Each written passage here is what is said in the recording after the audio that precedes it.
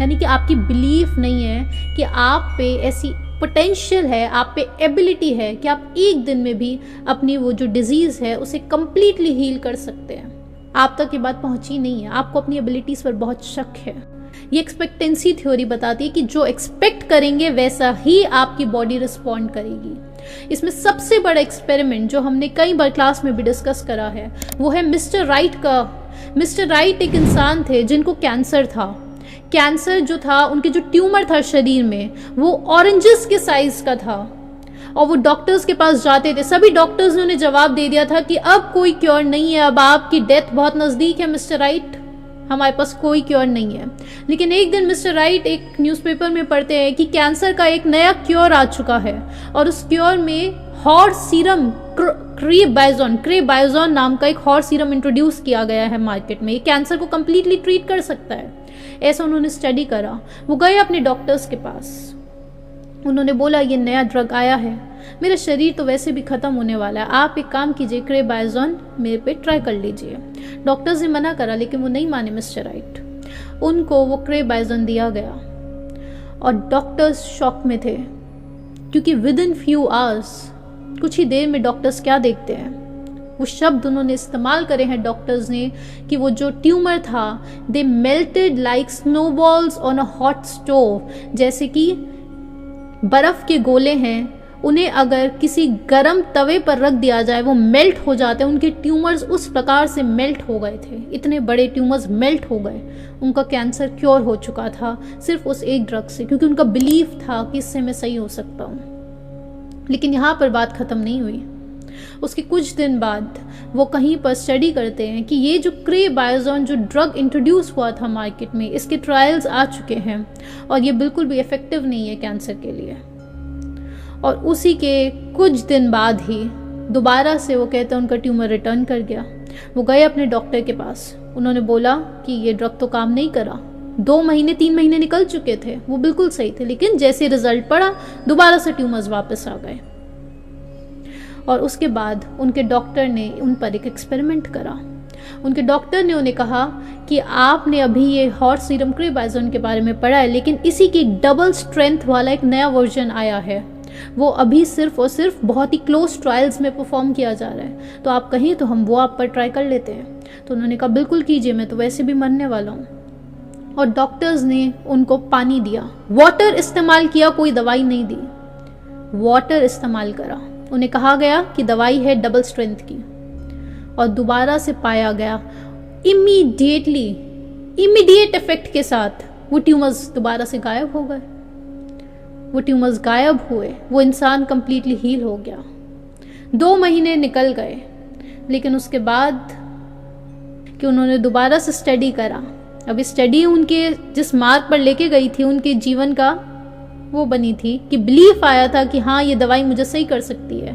फिर दोबारा से उन्होंने स्टडी करा कि ये जो क्रेबाइजोन ड्रग था और ऐसी कोई नई दवाई नहीं आई है, बल्कि ये बिल्कुल इनफेक्टिव है इंसानों को हील करने में। और उसके 2 हफ्ते बाद ही मिस्टर राइट की मृत्यु हो जाती है। ये ऐसा एक्सपेरिमेंट है कि सभी डॉक्टर, सभी साइंटिस्ट स्टडी करते हैं और वो कहते हैं कि ये सिर्फ और सिर्फ एक कोइंसिडेंस था, क्योंकि उससे ज़्यादा एक्सप्लेनेशंस एलोपैथिक मेडिसिन के पास मौजूद नहीं थी। वो नहीं बता पा रहे थे हो कैसे रहा है, शरीर इतना जल्दी रिस्पॉन्ड कैसे कर पा रहा है, कोई जवाब नहीं था। ये प्लेसिबो का, यानी कि इंसान का जो बिलीफ है उसका सबसे प्रगाढ़ रूप क्या हो सकता है, ये एक्सपेरिमेंट हमें दर्शाता है। और केवल ये एक एक्सपेरिमेंट नहीं, हम दूसरे एक्सपेरिमेंट्स भी समझते हैं ताकि आप जान पाएं कि हमारा जो बिलीफ है उसमें कितनी शक्ति है। Knee joint replacement, knee joint की सर्जरी होती है। अब नी जॉइंट की सर्जरी में वो एनेस्थीसिया देते हैं पेशेंट्स को। एनेस्थीसिया देने के बाद उस नी को खोला जाता है, उस शरीर को खोलकर वो देखते हैं कि या तो नी की वॉशिंग आउट की जाती है या फिर नी को जैसे रगड़ा जाता है, स्क्रैप आउट किया जाता है, या फिर उस नी को रिप्लेस करा जाता है। तो अब डॉक्टर्स ने कुछ पेशेंट्स लिए और उनको एनेस्थीसिया दिया गया, सबको एनेस्थीसिया दिया गया, लेकिन उसमें से कुछ पेशेंट्स ऐसे थे जिन्हें सिर्फ उनके शरीर को खोला और बंद कर दिया। कोई नी की रिप्लेसमेंट नहीं की गई थी, नी रिप्लेस नहीं किया गया, सिर्फ एनेस्थीसिया दिया और वापस उन्हें बैठा दिया। वो पेशेंट्स वो नहीं जानते थे स्वाभाविक है। और उसके बाद रिजल्ट आया कि वो सभी पेशेंट्स, ऑलमोस्ट सभी पेशेंट्स जो थे जिनकी नी रिप्लेसमेंट नहीं हुई थी, सिर्फ उन्हें झूठ बोला गया था, प्लेसिबो दिया गया था, यानी कि वो सब एकदम कंप्लीटली हील हो चुके हैं। इसे शब्द दिया जाता है शैम सर्जरी। ये शैम सर्जरी की किताबें भी मौजूद हैं कि शैम सर्जरी यानी कि सर्जरी परफॉर्म नहीं की गई है। ये शोल्डर्स जॉइंट्स में बहुत ज़्यादा ये परफॉर्म किया जाता है। पेशेंट्स को लगता है कि उनकी पूरी सर्जरी हो गई है, लेकिन कोई सर्जरी परफॉर्म नहीं की गई है। सिर्फ और सिर्फ डॉक्टर्स ने पेशेंट्स को ऐसा शो करा है कि आपकी पूरी सर्जरी हो गई और पेशेंट्स कंप्लीटली हील हो चुके हैं। और शैम सर्जरी को लेके वो बहुत सारे पॉइंट्स निकालते हैं कि किस किस स्थिति में ये ज़्यादा इफेक्टिव होती है। कि अगर लंबे ड्यूरेशन तक चला दे सर्जरी, अगर ज़्यादा बार उस पेशेंट्स को बोला जाए कि ये प्लेसिबो, ये मीठी गोली, ये प्लेसिबो टैबलेट आपको खानी है, नंबर ऑफ टाइम ज़्यादा दोहरा दिया जाए, ऐसे करके बहुत सारे उन्होंने फैक्टर्स निकाले हैं। और इसी वजह से आज डॉक्टर्स के पास आप जाते हैं, वो आपको बोलते हैं 3 बार ये दवाई लीजिए। उसका बहुत बड़ा कारण है, 3 बार आप दोबारा से अपने मन में दोहराते हैं कि आप हील हो रहे हैं।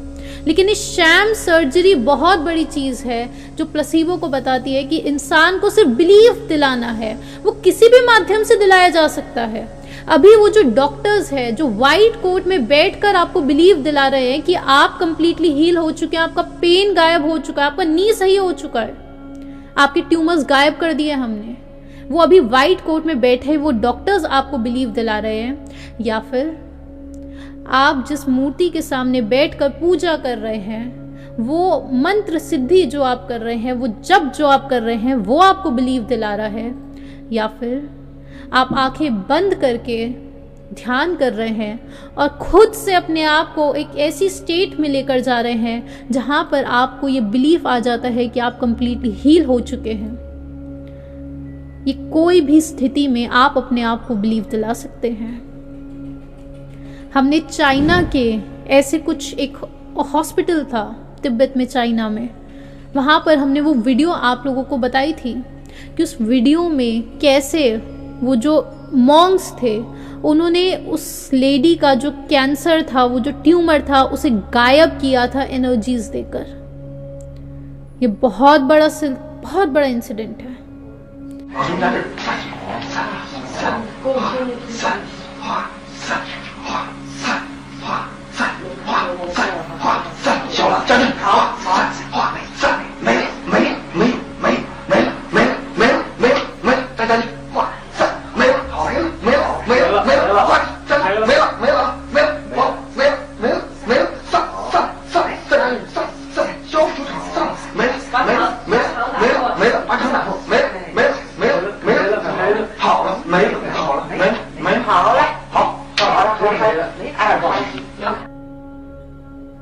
तो अब शैम सर्जरी को आप समझ रहे हैं कि इंसान का जो मस्तिष्क है वो कितनी बड़ी चीज है। आपकी जो थॉट्स हैं वो क्या क्या कर सकती हैं। वो जो थॉट्स हैं वही आपके पूरे जो अलग अलग शब्द है, एंडोक्राइन नर्वस सिस्टम जो होता है उसे एक्टिवेट करती है। जो भी फिजिकल बॉडी में चेंजेस आ रहे हैं उससे पहले कुछ नर्वस सिस्टम में चेंजेस आते हैं, उससे पहले बहुत सारे आपके ब्लड फ्लो में चेंजेस आते हैं, आपका हार्ट रेट, पल्स रेट, ये सब कुछ चेंज होता है, वो थॉट से होता है।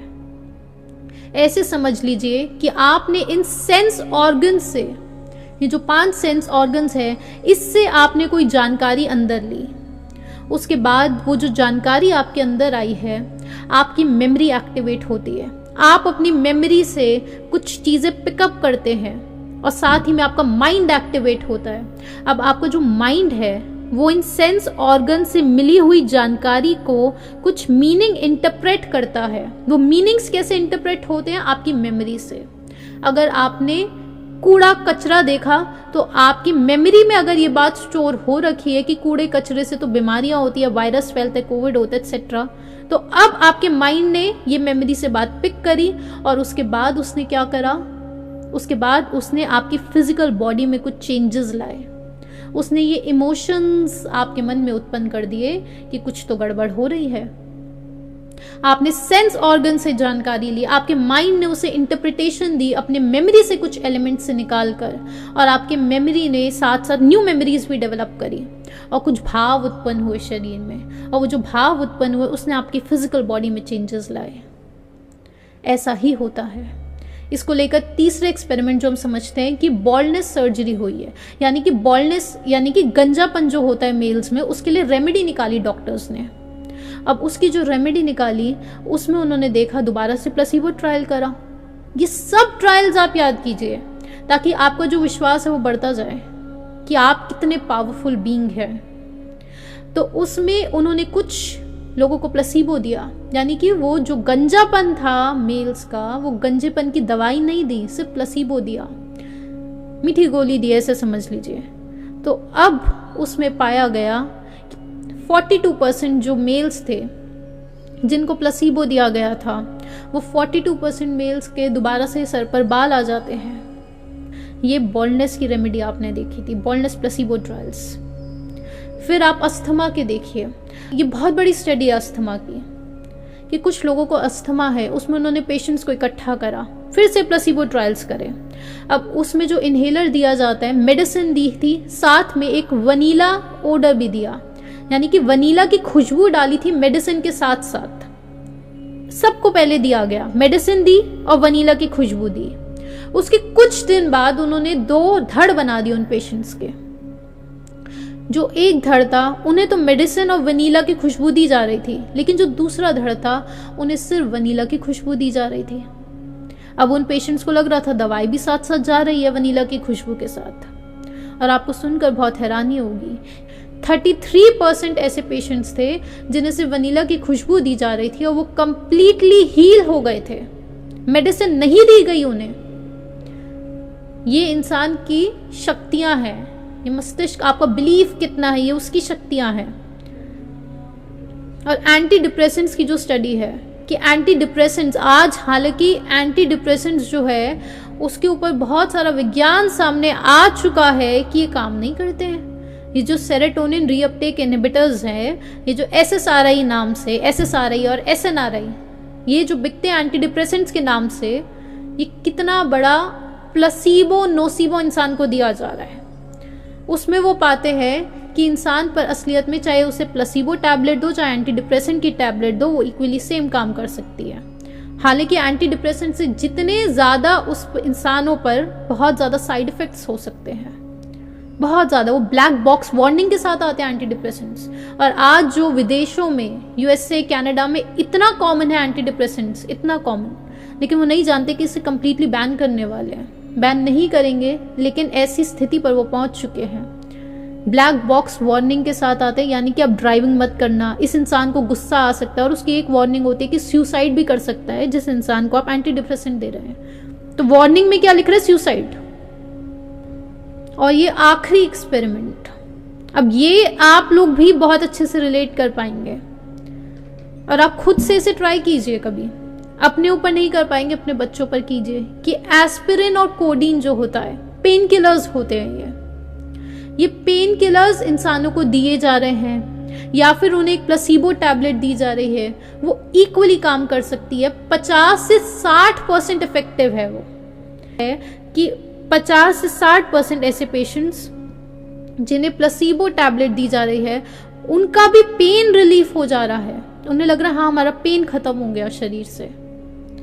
और जो लोग एस्पिरिन ले रहे हैं उन्हें लग रहा है पेन खत्म हुआ, या फिर 50 से 60% ऐसे लोग जिन्हें कोई टैबलेट नहीं दी जा रही है, प्लेसिबो दिया जा रहा है, उन्हें भी लग रहा है पेन खत्म हो गया। ये हो क्या रहा है इंसानों के साथ? इस बात को हमें गहराई से समझना होगा।